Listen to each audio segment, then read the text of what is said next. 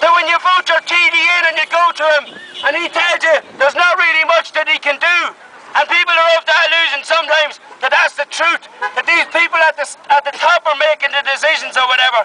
But the reality of the situation is that your TD, the person you elect, is sitting there in their Dáil voting on these decisions that the people at the top are making.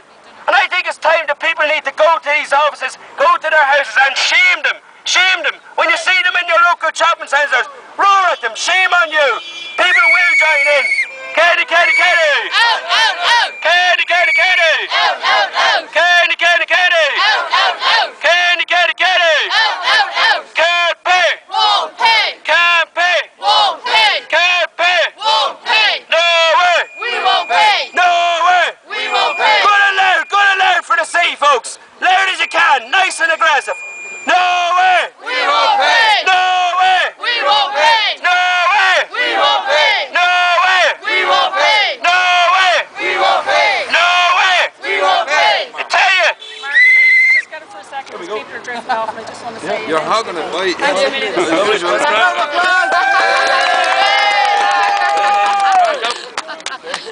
the youth for you. That's the youth. That's grand. We saved the voice for Leon. Well done. Very enthusiastic. I think people are going to be drifting off. So there's just one or two things one or two things to announce. First of all, we have a big box of postcards there. There are some people looking for them for their areas. So if you want some, just come up to me. We have them over there. Secondly, we have. We have a leaflet here, which we've been using on the doors in some of the areas. If anybody wants one, you can take it to photocopy if it helps you. There will be other material being produced. I don't know if there's anybody who wants to speak or say a few words, but I'm going to ask, we sent a press statement out today. Obviously, we handed it to the press that were here. There was a few people quoted on it. And one of them was Terry Callagher, who is a member of the CPSU executive, which is the union that's involved in revenue. Now, the workers inside here are not our enemies at all, as everybody here knows. We're not here against them. But Terry's going to say a few words about some of the pressure that's building up, you know, in the unions and in the CPSU, particularly with Croke Park, on the revenue workers, which can be very interesting. Okay, so Terry, I'll hand over to you for a minute. Just. There are about 5-6 clerical workers and probably a few more inside doing the work that they've been instructed to do and legally they have to do. They would not do it, and they would stand with this campaign if they got backing from the Irish Congress of Trade Unions. But the Irish Congress of Trade Unions has abandoned the fight against the property tax and the household tax. Not that they were there in the first place. If anybody knows about the Croke Park negotiations, another example of the unions talking about fighting austerity and standing with the working man and woman, but actually absconding their responsibilities and actually not leading any fight, and allowing this government to rip the heart out the living standards of working men and women. Now, saying that, there is a fight back starting from the bottom down in the unions. The CPSU at its last conference unanimously, to a man and a woman in its national conference, voted to support the campaign against the household tax, despite the leadership not recommending it. It's one of only a small number of unions to actually support this movement. But those unions are now uniting with the nurses and the medical organisation to fight the Croke Park deal. People on the ground have had enough. There is a national campaign being launched this week by the 4 unions, and the teachers' unions have been asked to join it, against the Croke Park, which is austerity in the public service. Croke Park 2 is all about austerity as it affects the public service. It means selling of public services, the dismantling of them, the cutting of the working, or the lengthening of the working week for workers, and the destroying of terms and conditions that workers have. And in essence, when that happens, employers in the private sector will love this, and they will turn their guns on the workers in the private sector. This is a race to the bottom. The guards and the inspectors were the first to walk. The nurses walked. The civil servants walked. And now they're taking on their leaders. And if they don't fight, we will get rid of those leaders. We need our unions. We want our unions. And we will take them back. Thank you very much.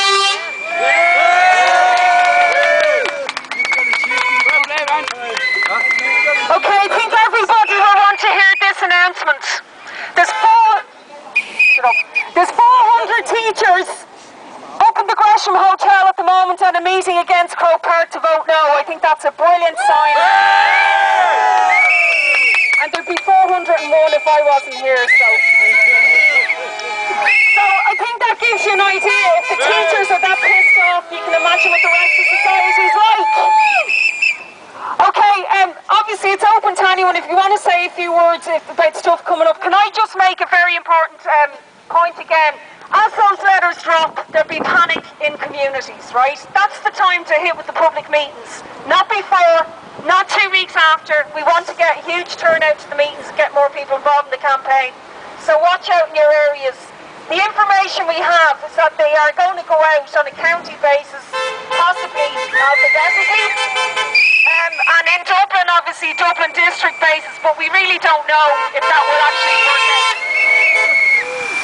We've got 4 months to build a huge campaign against this. 4 months is what we have to ask people when they come to the meetings to give a commitment to the campaign for a short window of time. That we need a more active campaign than we had last year. We need more protest. And very, very important, all those meetings must build up for the national demonstration on April the 13th.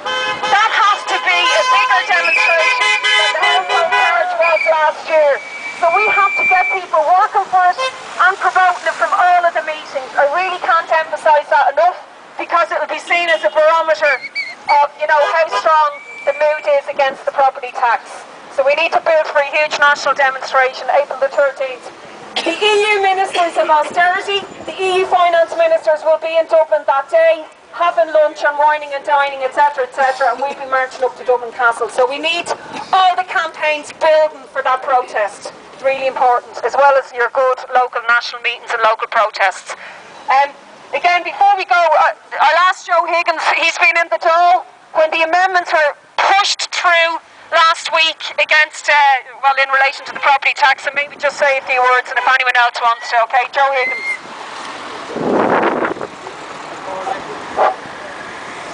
Yeah, look, I think it's no harm reminding ourselves of 1 or 2 basic points and repeating them as we go out now to explain to ordinary people, to the media, etc., why there will be such a massive movement of opposition to this new austerity tax.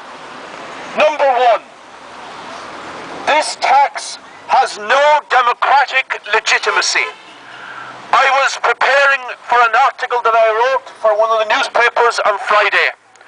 So I went and did a little bit of research.